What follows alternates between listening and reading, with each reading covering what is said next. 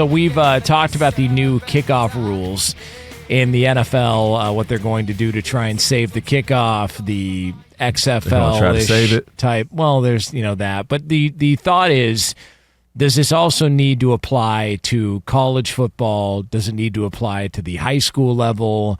Is that a necessary thing when it comes to this new kickoff? If they're trying to be safer about things, does this mean that they should also apply this to all levels of football if they're trying to do it at the NFL level? Does it make sense? I mean, I don't know if it makes as much sense, in part because the kicking at least the high school level is nowhere close to what it is at the NFL level. So as far as getting returns, I would think for the most part, you're going to get returns and you're going to accomplish that portion of it. If this is purely a move to make sure players understand what they're going to be asked to do at the next levels, I could see maybe how they'd want to have them be in alignment with the formations of it. But I don't know. I feel like it's going to be hard. I mean, you're going to have to go through with the officials, all the associations in the different states for all of this. At what point do you stop? I mean, we have 11-on-11 football. In some places there's, 7-man? Like in smaller places where they don't have as many kids. How do you apply it? I mean, there's a lot of questions that kind of go around, like where do you stop it? I mean, there's kickoffs even in junior high. So are we going to teach it then? Are we going to teach it there? Like, at what point do you believe it's in the best interest for safety and for making sure these players are prepared for the NFL one day, which 0.01% or whatever of kids playing in high school get to go?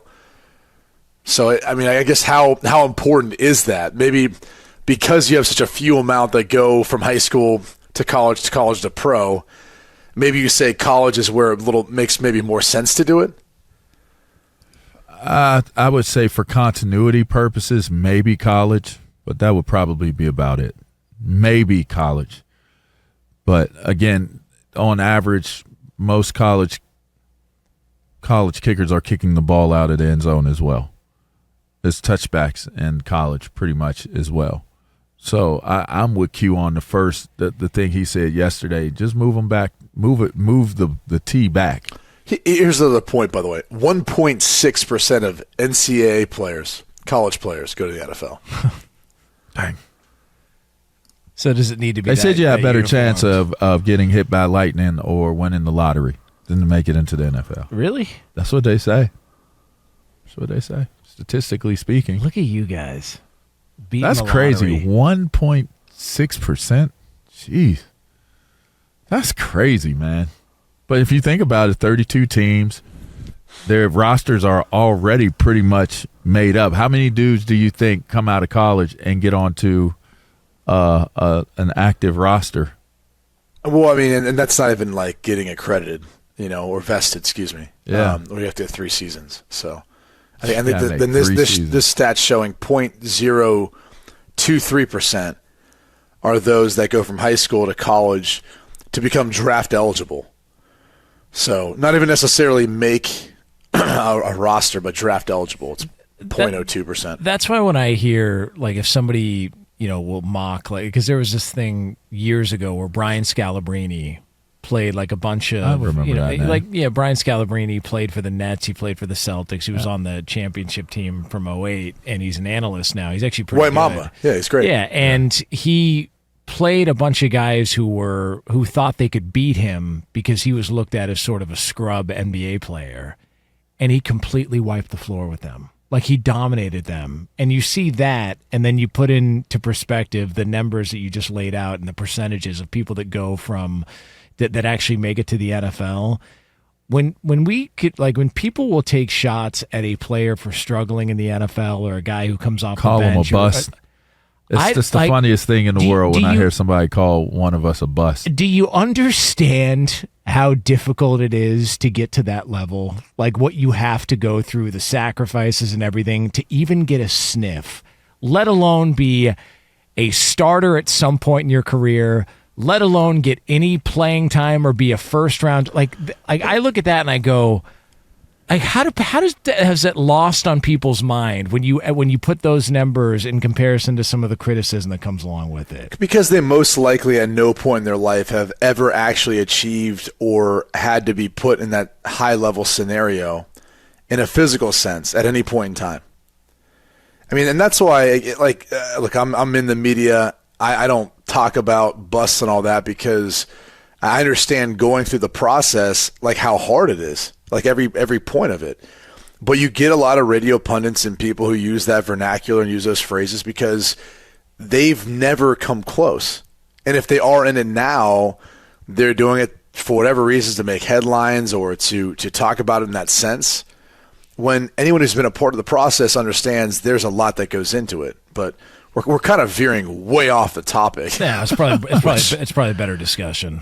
I mean, it is interesting, though, because the NFL, when they make policy changes, they make rule changes, I wonder how much do they take into account the transition from college to the NFL or high school to college to the NFL in the sense of how they're teaching the game of football. Like, the decisions they make ultimately could trickle down to impact a huge mass of coaches and players and officials, even at the high school level, as far as what they want to adopt, how they want to teach it.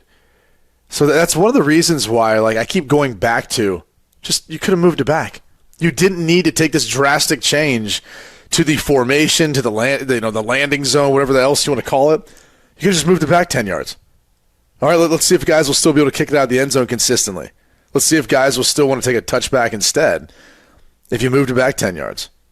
It would probably change the dynamic of that. If you want to say, well, it wasn't a safe play, now we're getting more kickoff returns, like, okay, then I guess you could change the formation again. But if you really wanted more returns, you could have just moved the kickoff back.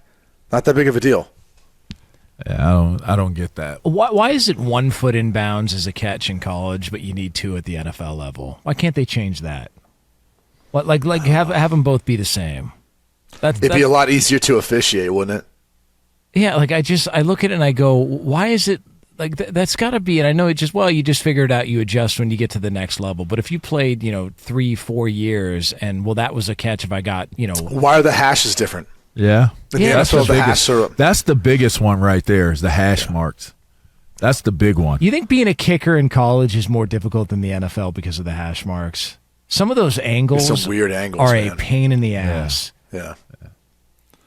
Like I wonder if trying to keep the field open, though. I wonder if the ball's more difficult to kick as well too in college as opposed to the NFL. It's a little different. The ball's a little different. They still got the kicking ball, though. Yeah, I don't know. They do. They foul them down, don't they? They key them up. Yeah, and those things they're like bloated and inflated. And they try to make them look like rugby balls. Yeah, is that what they do? They key those up. They take their keys out and carve them up. Key them up. Damn. Quarterbacks did it too. They basically go find a bunch of the players' exes, and they have them wait outside the equipment room. Good call. And they just go, "Hey, look, isn't that crazy? These guys, they didn't mean it. But could you help us out in brushing in these balls?" That is hilarious. But now, what do you wait mean? Outside for mad their ex-girlfriends. Hey, quarterbacks keying in cars, keying the footballs. Yeah. LeVar, quarterbacks do that too. They key up the ball. Yeah. They rough them up a little bit. Yeah, they key them up. We don't key them up. We brush them in. You know what we do is we go over to the baseball field. We steal some of their pitching mound, that mud. Oh.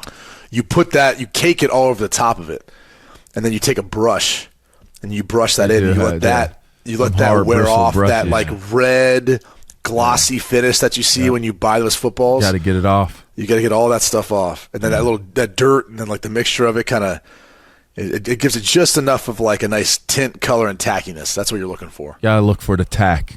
Yep. Yeah. You want it to feel sticky. Otherwise, that bad boy be slick. Yeah, like a wet bar of soap, man. Yep. Like a wet bar of Irish Spring soap. You don't want to drop that soap. No, it's a great point. No, not in football. Yeah. Well, I did see a thing. You go beyond the fly zone. You don't want to drop it, but maybe some dudes want to. I don't know. Yeah. Well, P. Diddy would want you to. Oh, jeez. So, my bad. Too soon? Was it too soon? Here I was thinking we were going to get some silky smooth transition from all this. Man, why do you do that, man? What? Do what? You hit me with the silky smooth, what are you talking about? all real slick like. Jonas has gone off the radar from the rundown today. We haven't talked about anything this hour we're supposed to. Yeah. You got to realize Yeah, that sucks. So then we just sort of get on to a different topic. I actually thought the two topics after this one would have been good.